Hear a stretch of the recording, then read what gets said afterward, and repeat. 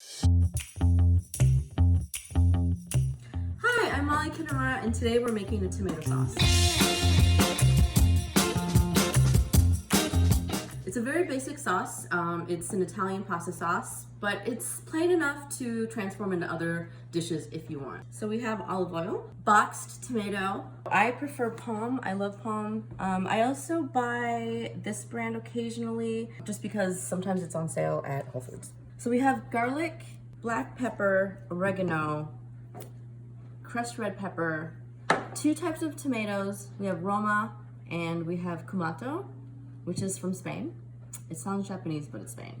And we have yellow onions. You can use white onion, but I prefer yellow onion because I feel like it does end up being a little sweeter.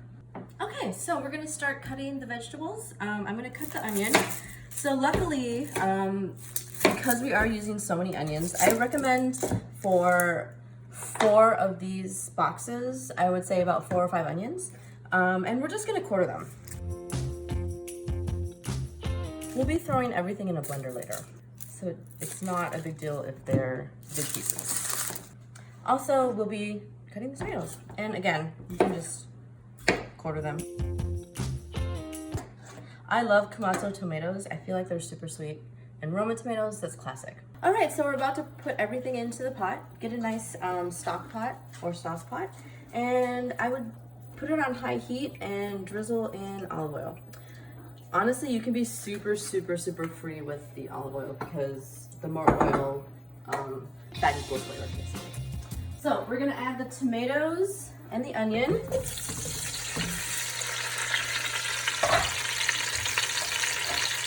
I cut about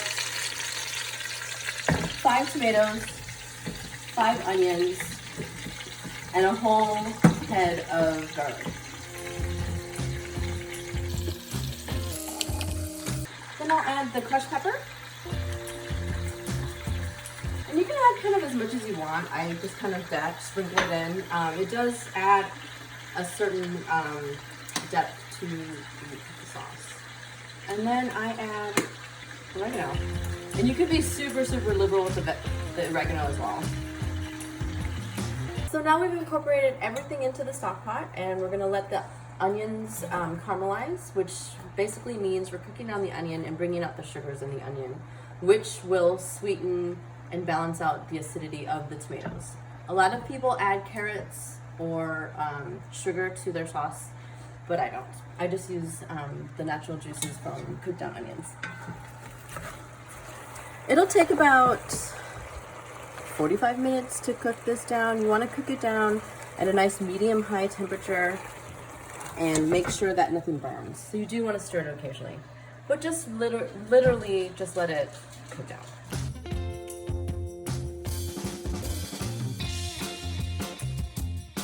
So as you can see, we've caramelized the onions. They look delicious.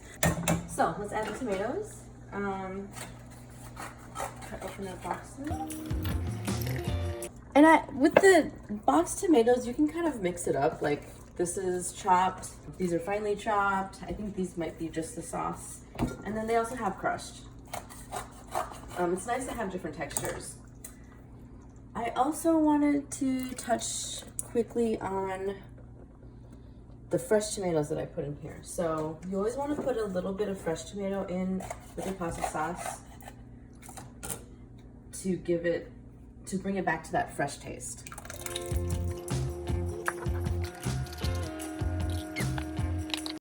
So give it a little stir.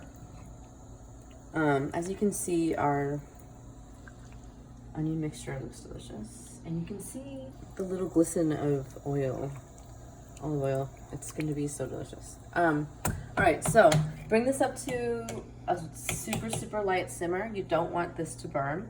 So put it on medium-high heat for a few minutes just to bring it up to temperature. You'll know when to turn it down to low when you start to see a few little bubbles. Just a slow simmer. You don't want to do a rolling boil or anything.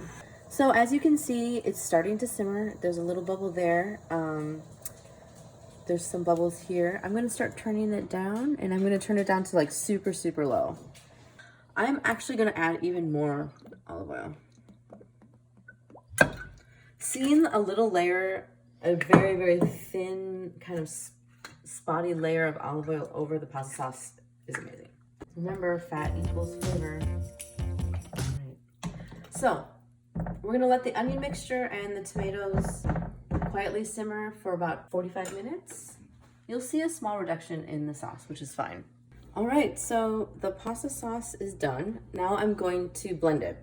Blending it obviously will make it smooth and not as chunky. If you don't have a burr mixer, you can use a blender.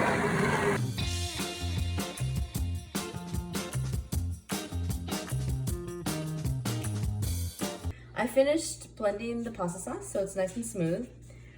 And we're gonna let it cool. Good ways to cool it are to spoon it into another bowl, just because this is the one we cooked in and it's gonna be warm.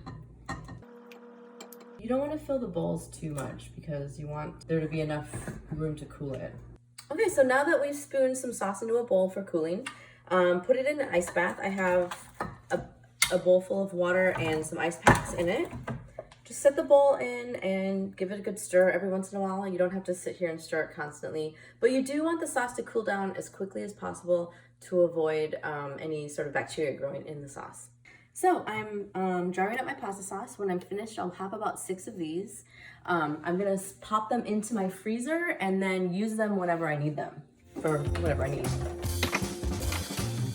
Thank you for watching my pasta sauce. Have a good day.